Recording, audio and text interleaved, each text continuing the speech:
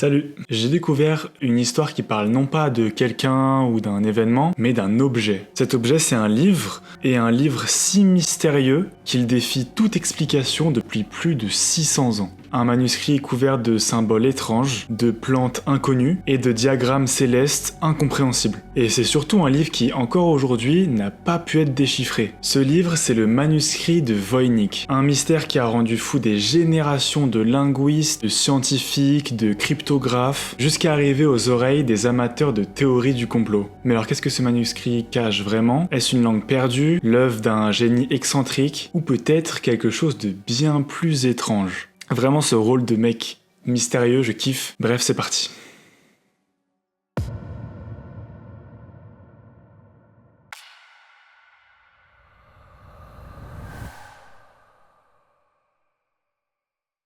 L'histoire commence en 1912 lorsqu'un antiquaire polonais du nom de Wilfried Voynich rachète un lot de livres anciens dont fait partie ce fameux manuscrit. Voynich est un collectionneur passionné de livres rares et à première vue, ce manuscrit a tout l'air d'un manuscrit classique qui parle de sujets variés. Alors oui, il feuillete les pages comme ça, il comprend rien, mais il suppose juste que c'est une langue et des sujets dont il n'a pas connaissance. Voynich décédera 18 ans plus tard en 1930 et le manuscrit va passer de main en main jusqu'en 1969 où il sera retrouvé à l'université de Yale dans la banlieue de New York. À ce moment-là, ça devient intéressant parce que le mystérieux manuscrit devient accessible auprès de chercheurs. Et très vite, les chercheurs en question vont comprendre qu'il y a plusieurs choses qui clochent. Déjà, l'auteur du manuscrit est inconnu. Et puis tout dans ce livre semble déjouer la logique et les connaissances de l'époque. Ils comprennent à ce moment-là qu'ils ont potentiellement quelque chose d'extraordinaire entre leurs mains. Ils vont donc multiplier les recherches afin d'élucider les mystères de ce fameux manuscrit.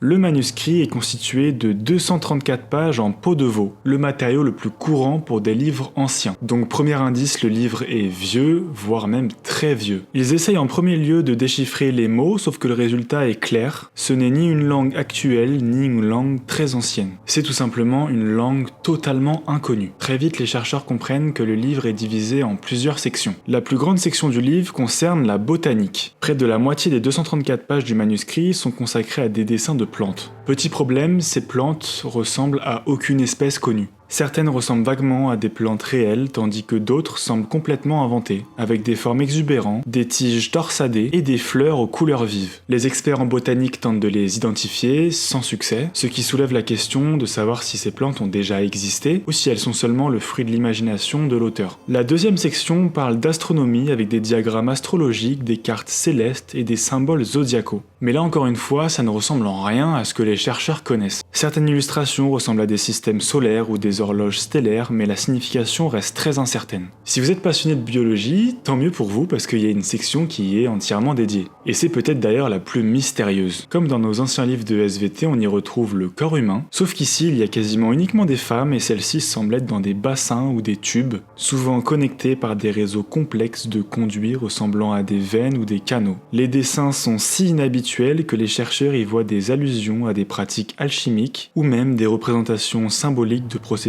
biologiques encore inconnus. Une autre section est dédiée à la pharmacologie où sont dessinés des récipients, des plantes en détail et des parties de végétaux, souvent accompagnés de textes longs. Ces pages pourraient être des recettes ou des descriptions de remèdes, mais tout comme le reste du livre, impossible de déchiffrer le contenu. Ils comprennent rien, les mecs. Pour résumer, le manuscrit semble être un réel condensé de connaissances, mais qui nous échappe totalement. Les chercheurs vont passer des semaines à tenter de déchiffrer le contenu, ils vont faire appel aux meilleurs experts en cryptographie, ils vont également faire appel aux meilleurs historiens, mais rien n'y fait. Chaque page, chaque image, chaque illustration, rien. Indéchiffrable. Les chercheurs vont donc changer de stratégie. Au lieu d'essayer d'interpréter le contenu, ils vont tenter de remonter le temps pour comprendre d'où provient ce fameux manuscrit.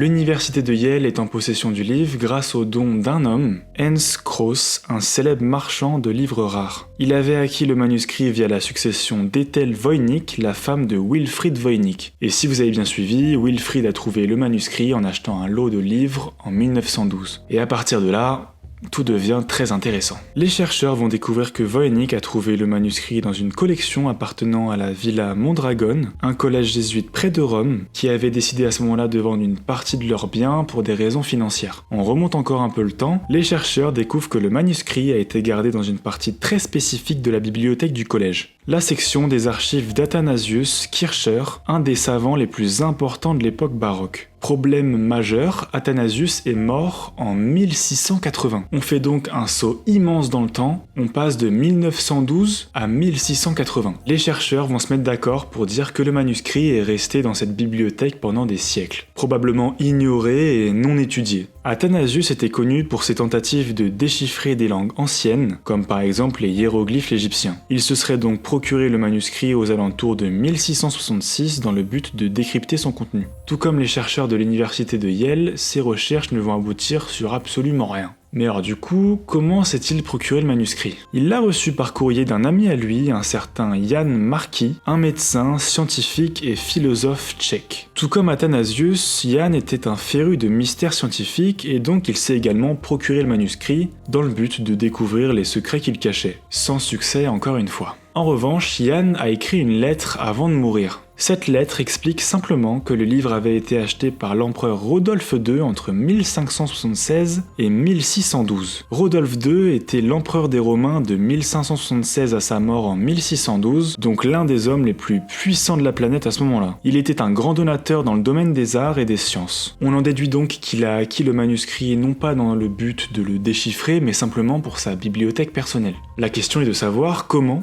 a-t-il trouvé ce manuscrit? Il l'aurait tout simplement acheté pour 600 ducats d'or, une somme considérable qui équivaudrait à 113 000 $ aujourd'hui. Ça fait cher le bouquin. Cette somme s'expliquerait par le fait que Rodolphe pensait que le livre était l'œuvre de Roger Bacon, un des inventeurs de la méthode scientifique. En gros, le concept de tester des hypothèses pour savoir si elles sont fausses ou non, c'est Roger.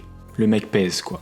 On a réussi à remonter aux alentours de 1580, et je suis désolé de vous décevoir, mais la remontée dans le temps s'arrête là. Avant ça, on n'a plus aucune piste. Ce qui est sûr, c'est que le manuscrit a été écrit vers l'an 1400, donc 180 ans avant son rachat par Rodolphe II. Je sais, c'est frustrant, mais ne vous inquiétez pas. La succession de propriétaires a non seulement permis au manuscrit d'être bien préservé, mais elle a aussi alimenté les mystères et le tas de théories qui va avec.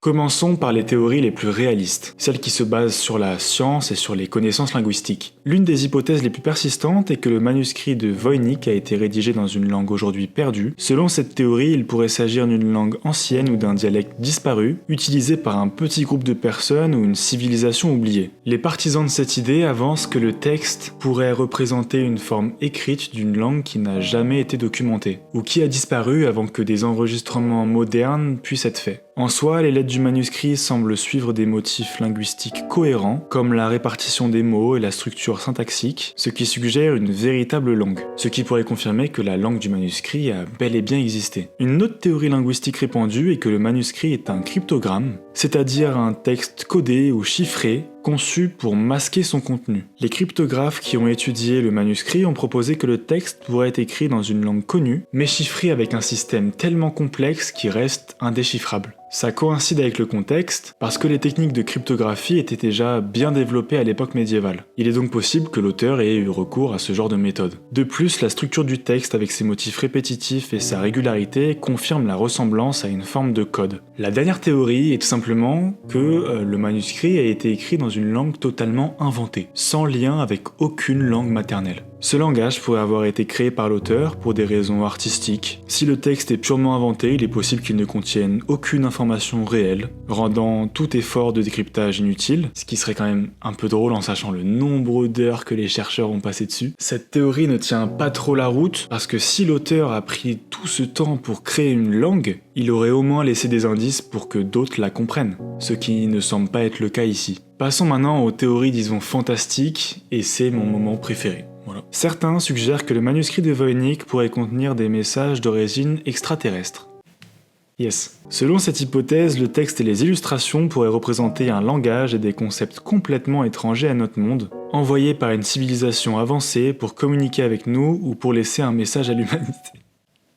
Pardon. Cette théorie est généralement considérée comme spéculative et manque évidemment de preuves concrètes. Il y a également une théorie du canular, une sorte de fake news de l'époque médiévale. Et en vrai, cette théorie ne tient pas forcément la route parce que c'est une œuvre quand même extrêmement sophistiquée et néanmoins assez coûteuse, ce qui soulève la question de pourquoi quelqu'un aurait dépensé autant d'argent et autant de temps pour un canular. Et en plus, il est quand même difficile de croire que des générations de chercheurs aient été dupés par un simple canular. Je vais vous donner ma propre théorie. Je pense que le manuscrit de Voynich pourrait être une fraude, je m'explique. On sait que Rodolphe II a payé une immense somme d'argent pour se procurer le livre. Et si c'était juste un petit farfadet malicieux qui avait écrit ce livre pour simuler une œuvre et ainsi gagner énormément d'argent? En soi, il fait un petit business plan, il explique à des potes comment il souhaite le vendre et combien ça pourrait rapporter. Et à ce moment-là, ils se sont mis plusieurs sur le truc et du coup, voilà, je sais pas. Je pense vraiment que le manuscrit a été écrit pour simuler une sorte de savoir secret avec un texte sans signification réelle, mais avec des illustrations et une syntaxe suffisamment convaincante pour donner l'illusion d'un contenu profond. Ce qui rend fou, c'est que chaque théorie propose des pistes de réflexion différentes et en vrai assez sérieuses, sauf pour les extraterrestres, mais aucune n'a été en mesure de percer le mystère en intégralité. Le manuscrit de Voynich reste l'un des plus grands mystères non résolus de l'histoire, et vous, en vrai, ça m'intéresserait de connaître vos hypothèses